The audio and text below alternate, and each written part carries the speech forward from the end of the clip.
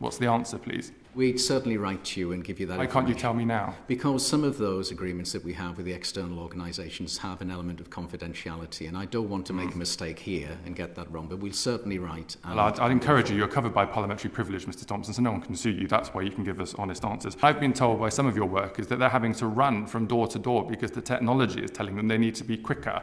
Do you have that technology in place, Mr. Thompson? No, I'm not aware of technology that we have in place that tells people to work more quickly. So you're telling the committee that your members of staff don't carry bits of technology, whatever that might be, that tracks how quickly they're doing their job? No, they do. They do have a PDA, and that PDA does actually... it was a PDA, not a PVA. Did I mishear on the phone when someone called me? So you do know what a PDA is, do you? Yes, I do. What is that? Yeah, a PDA is a device that our workers will have, which actually helps them in terms of knowing where to go in their route, and also might be scanning items at the doorstep. You are doing exactly the same as other employers such as Amazon and using technology. Mr. Thompson, you're quite good at evading my questions. I mean, the points I wanted to make today was that your bonus package had been changed in order to just focus purely on shareholder value, that you're using external consultants to do what's happening in the rest of the industry, and you're using technology in a way that adds enormous amount of stress onto your workforce. I think the answers to all of those questions have in the long run been yes. Do you not have any humility to recognise that it's really not been going very well since you were appointed CEO?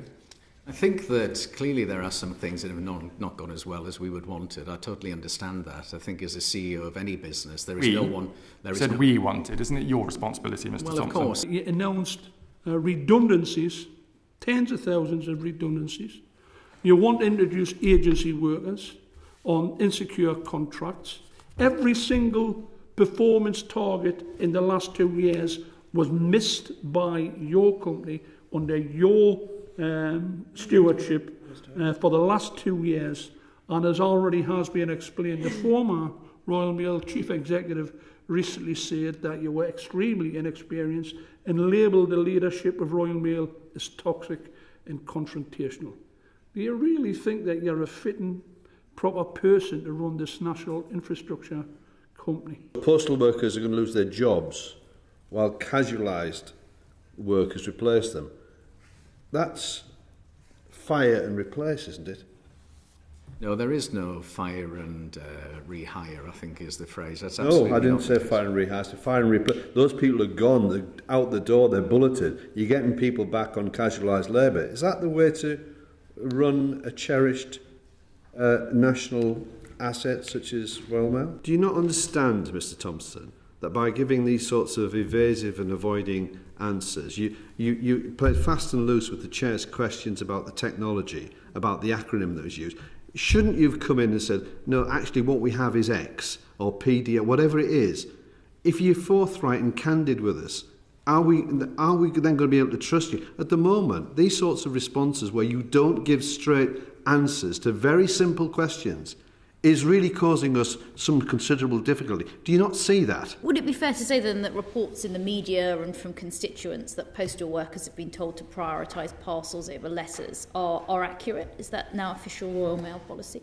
No, that's absolutely not true. I'm a bit confused because a whistleblower wrote to me only last week, once we'd advertised that this session was happening, to tell me that you do, in fact, prioritise parcels over letters. And in fact, he sent me a picture of a poster that's on his rack in one of your offices, and I'll just read you what it says here. This is from last week, where it says, "The future is parcels. Unless your manager directs you otherwise, these are your priorities on delivery each day. Number 1, premium items and collections. Number 2, large parcels. Number 3, lapsing, including all parcels. And number 4, at least half of the delivery points on your frame, including letters." So letters are ranked number 4 in the priority list, and only half of them. So you're unilaterally only delivering on 50% of your USO, aren't you, Mr. Thompson?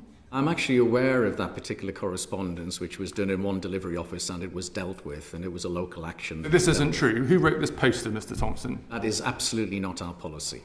Well, it's on a Royal Mail poster that your workers are being asked to read when they go to work. If I might politely say so, I've not been very pleased with your answers today. I know this is a difficult job for you, but it's really important that you answer questions clearly and, might I say, as honestly as possible, because your performance gives us grave concern, really, about the narrative that you've provided today on many of my questions today, including when there's clear evidence to the contrary. You've suggested that what we've been told, what the evidence suggests just isn't true. Something has to be true, and I'm not sure what that is.